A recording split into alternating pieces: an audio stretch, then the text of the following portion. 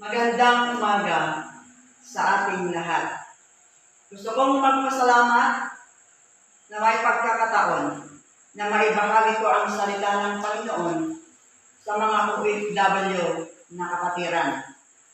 Kaya ang topic na i-share ko sa inyo ngayon, umaga, ay napamagatan, The Single Christian. Our text is found in Matthew chapter 19, verse 12. Sapagkat may iba't ibang dahilan kung bakit may mga lalaking hindi nakapag-asawa. Ang ilan ay sinilang na may nitong kapansanan, ang iba na may dahil sa kagagawan ng ibang tao. Mayroon naman hindi nag-asawa, alang-alang sa kaharian ng langit. Hayaan tanggapin ang araw na ito na may kakayahang tumanggap nito. Purihin ang salita ng Panginoon. According to Jesus, meron magandang rason kung bakit ayaw nakipag-asawa ng isang lalaki o ng isang babae. Unang rason ay isinilang na may kapansanan. At ikalawa, kagagawan ng ibang tao. Sinabi ng mga Bible scholars na ang gift of celibacy, yung hindi mag-asawa para pagsilbihan ng ating Panginoong Hesus. Singles who has gift of celibacy are great blessings to the church. Kaya ang isang tao, babae man o lalaki, na nag-decide na hindi mag-asawa para sa kaharian ng langit, ay malaking pagpapala sa simbahan. Dahil sila ay malaking katuwan ng pastor sa ministry. Kaya saludo ako sa mga singles na hindi nag-asawa para sa Panginoon. Salamat sa buhay niyo. The Bible does not have things to say about being singles. As we consider what is said, siguro nasaya at irugi tayo timang sumbat kadagitoy nga saludsod. Unang tanong, why would anyone be single? Apay nga mabalin mo dyan ang piagmay mansa. Some may be singles by circumstance. Dahil sa pangyayari, ginusto niya na mabuhay na mag-isa. Gayon din sa mga lalaki who have not yet found a woman to accept their proposals. Gayon din sa mga babae, vice versa. Awan pa'y tinanibagan na, I will marry you. Kayong mga kapatiran sa abroad, wala bang nagsabi sa inyo na I will marry you, kaya naging single kayo hanggang ngayon? Okay. Isa pa, such as those who are divorced. Sa mga divorsyado. Gayon din sa mga,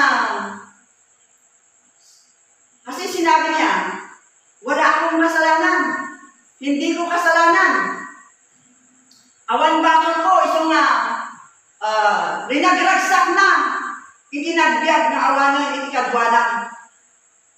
Hanag nga dinisay iti maadaan iti partner. Such as those who are widow, kadagtimot babalo, suffering the loss of their spouse. Sapay kumata kadagiti widow o bubingpay, kasi naranasan da di kaawanan nila kay da. Iso nga nung ubing da pay mat, Ngamin naranasan dahil rigat iti awanan iti asawa na kaya nag-decide na sila na mag-single na lang. Handang nga makiasawa. Such as those too young to marry. Dahil iti ubing pay. Mga bata pa sila, meron na silang anak. Saan pa'y ngamin nga nakasagana, no ubing pay, saan pa'y nga nakasagana, nga mangsamo, oray pa'y iti pamilya. No kas ano nga itakder na, iti maadaan iti anak, iso nga nag-decide lang ngayon, nga being single, saan nga makiasawa. Narikna na iti awan ti kadwa na iso nga agremi na platan na singles kadagijay nga ubing nga nakiasawa. Pangalawa, some may be singles by choice. Marahil they prefer the single life on its own merits. Ito ang katangian ko. Wala dan. Dahil ko yun din na kaikarya. Kaya, I remain single. Yan ibagalan. It's my choice. Dahil ito choice ko. So nga, dahil ito na kaikarya. So nga, agbali ng latan na single. Marahil they have chosen to remain single for other reason. Maraming rason kaya hindi na sila nag-asawa.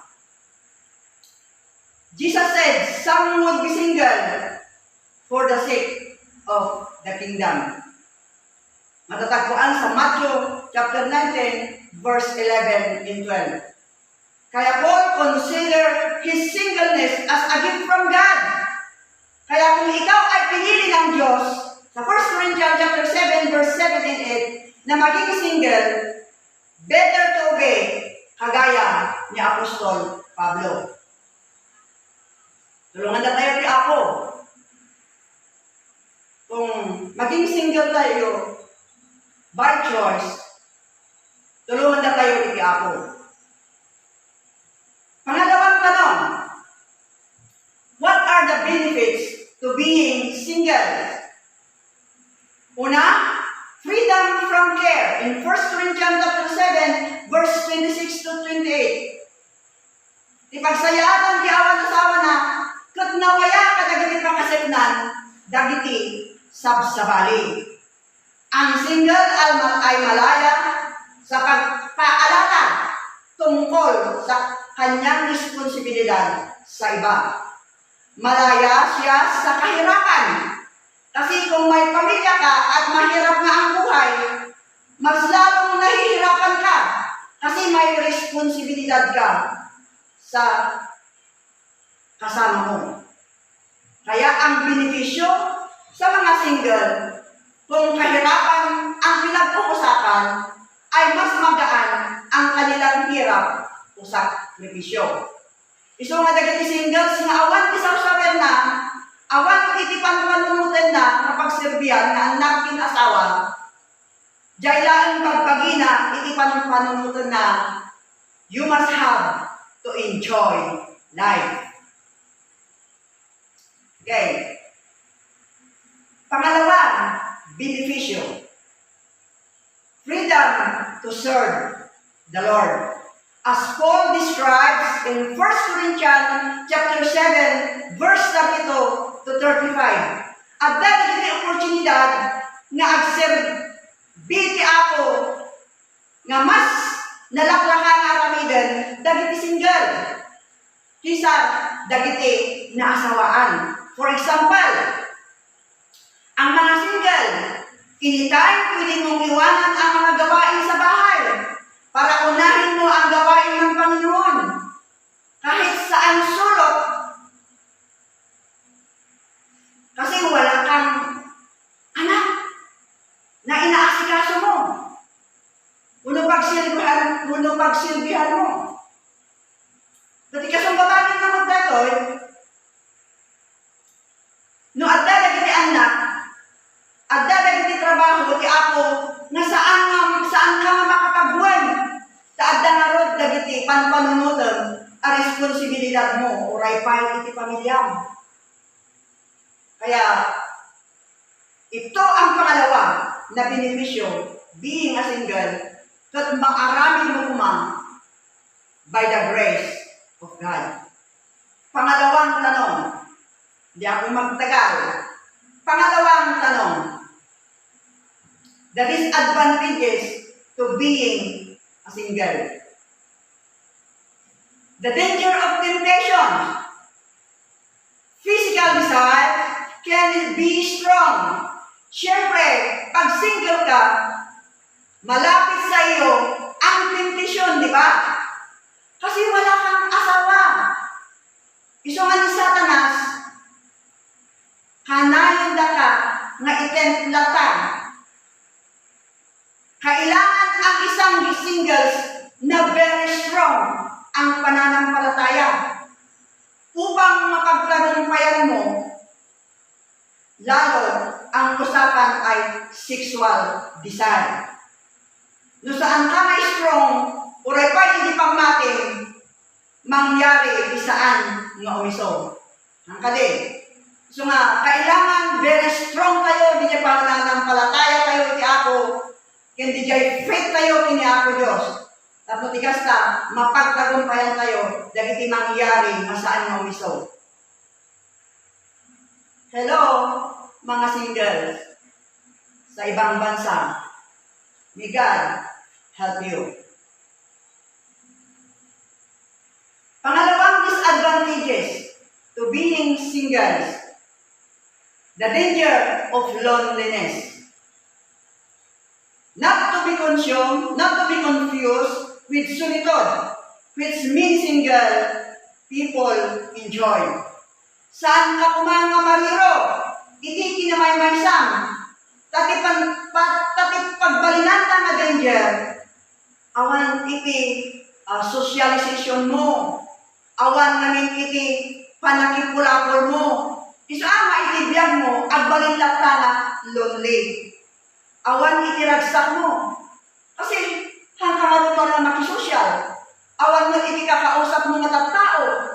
Kaya agrimin ka lang ka na very lonely o ay pa iti biyag na. Loneliness can lead to depression, which can render one ineffective in the service of God. Mga kapangyarihan na single sa abroad, sana hindi ninyo maranasan ang ganitong pangyayari. Kaya patatagin nyo ang inyong pananampalataya sa Panginoon at hindi kayo mawawalan ng pag-asa and you enjoy serving the Lord. Pangatlo, the disadvantages of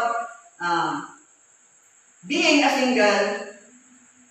Pangatlo, the danger of self-centeredness. Yung makasarili. One mustn't forget on the how or need to accommodate others. Gapo iti kinamay-maysanan, nalipatan ng itimang pasambay o pa iti sa kaili na, kung bisita na. Di chay attitude kumang na managsang kaili, napukaw. Kasi saan man na sana yan na managsang sa kaili, gaputi kinamay-maysana. So nga di chay diyan na walang pake sa kapwa-tao. Kahit humingi ng tulong, ayaw niyang pansinin. Kasi nasanay na ang nakasariling pamumuhay. Kaya yatin nga kakabsat na single. Saan tayo kuma nga mga sarili. Masursuro tayo lakta, ti makikagwa, takunana, di pagsasao. No man is an island. In our conclusion, beloved singles, ito ang encouragement para sa inyo.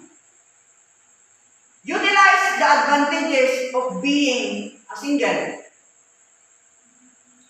Use your freedom to increase your service to God. Matatagpuan sa 1 Corinthians chapter 7 32 to 35. Don't be selfish with an extra time and freedom you have. Dadagiti time, masapul mo't nga bunnatem, masapul mo't nga ipaay mo para iti kailangan, iti padang a tao. Don't begrudge others who may not do as much as you have because of their other responsibilities. Watch out for the dangers of being single. Temptation. Make an effort to develop a close relationship with the Lord.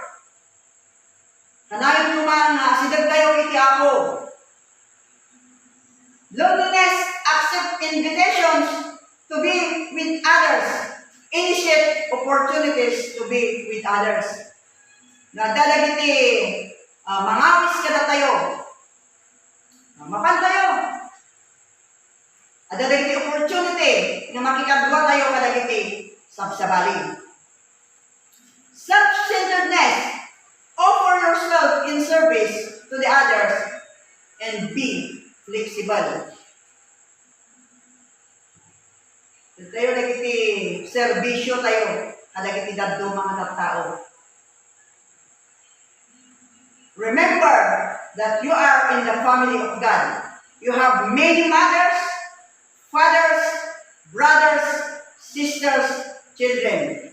Nabasa tayo ijay Marcos chapter 10 verse 29 to 30. Make the effort to develop and utilize this relationship. Thank you and God bless you.